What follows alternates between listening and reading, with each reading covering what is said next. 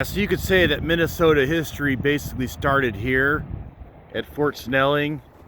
Obviously there was the Native Americans here and so forth, but as far as like, how do I want to phrase it? Like the modern state of Minnesota, part of the United States.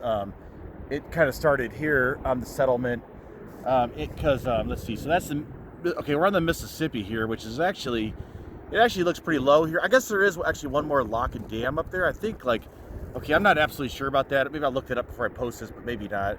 I think because, yeah, that looks kind of shallow for, not, but I guess maybe the barges do still make it up this patch, and there's like one more lock and dam. Okay, and then like right over there is the Minnesota River, which you can't really see. But anyway, it goes towards into southwest Minnesota, and it was actually a really important part of like Minnesota history too. So, okay, so you got Minneapolis up there, okay, which they're further up on the Mississippi, and I guess, are we actually in St. Paul right now? Well, if not, it's like right around here, St. Paul. Can't see the skyline, but yeah. So basically, St. Paul was like the furthest the navigation could go, and so that's why it became like the shipping center, is my understanding. And then of course became the capital, and then Minneapolis was where like the milling started because it had waterfalls there. So so that's its reason. So why they kind of came to be like this. And then this was like the fort, the main fort. Basically, I guess it was like the only thing in this area. I guess the French had a few settlements, but then, oh, bald eagle right there. Bald eagle, that's pretty cool.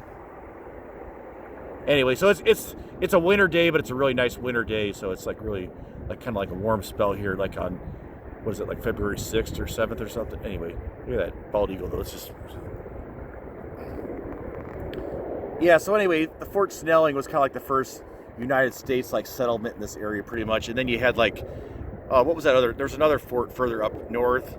But anyway, so the Mississippi goes a long way, but at least I think there's one more place. But I think right like after here the navigation ends, and then you have the Minnesota River, which is actually, we can't see here, but it's a really important river too, because it goes through a lot of the rich farmland, and that's actually why in LeSueur, Minnesota, which is along the that's where Jolly Green Giant was, because that's, they'd come down on the barges and stuff like that. So I guess there's a lot of navigation. Then the Minnesota River goes southwest and goes up north again. At the bend is where Mankato is, and then eventually it almost gets into the Red River of the north. It's at the Traverse Gap. It comes really close to like being part of that watershed, which actually goes north, which is the Red River of the north forms that west border of Minnesota. I think it's actually this Little Sioux River or something it connects, that it's close to. Anyway, but anyway, the two watersheds come very close, and then that goes up into Hudson Bay. But anyway, and then you had like Fort Snelling too. You had like, let's see, there's also a Fort Douglas around here too. But anyway, within this area, there's also the military road that went up toward and ended in Superior, Wisconsin, near Duluth. And then, but then later on when they built the railroad, that road became not important. So I got Sarg here today. Right, buddy? Anyway, so yeah, it's nice out. The parking is usually $6, but it was free because it's the winter time. Oh yeah, let's take a look at a few of these things here real quick on this thing here. See what I can learn from this. Oh, and I went by the chapel. In the chapel, there was like they had a funeral going on, so it might be too, like, I think because we're right by the military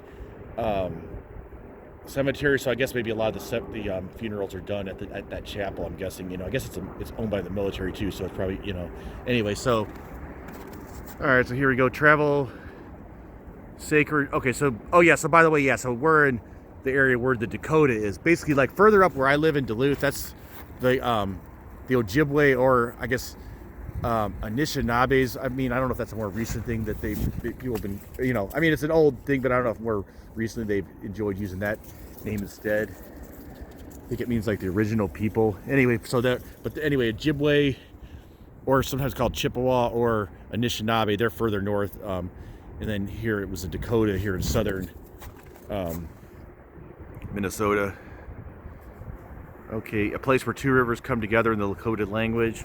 Trade, okay, they traded for thousands of years. Yeah, so it was a very important way all until, until the white man came here. Then, of course, the French came here first, and they were, doing some fur trading, but they didn't really settle the area so much as like until like the Americans came in. Okay, the fort. Okay, Zebulon Pike. 1805 ordered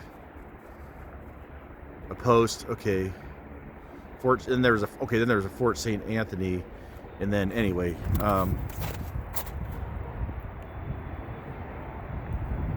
slave. Okay. Then there were some slaves here.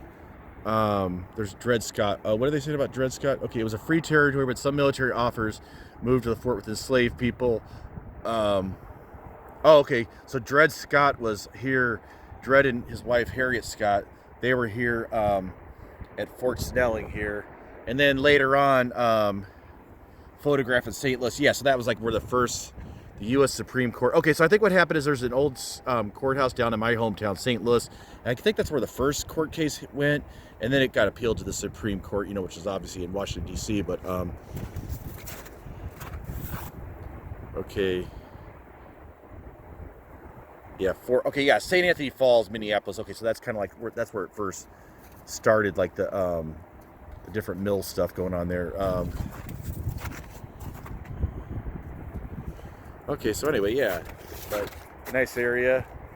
Nobody's really here today. It's a weekday. I just came down here because my one friend Robert, he had some kind of like business meeting he was doing, and I was off today, so I was just acting as his chauffeur. But there you go.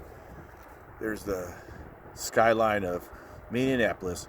You're gonna make it after all. Do do do do do do do do. But yeah, nice bluffs and stuff along here. And in case some people don't realize, yeah, there's a few different like waterfalls in this area too.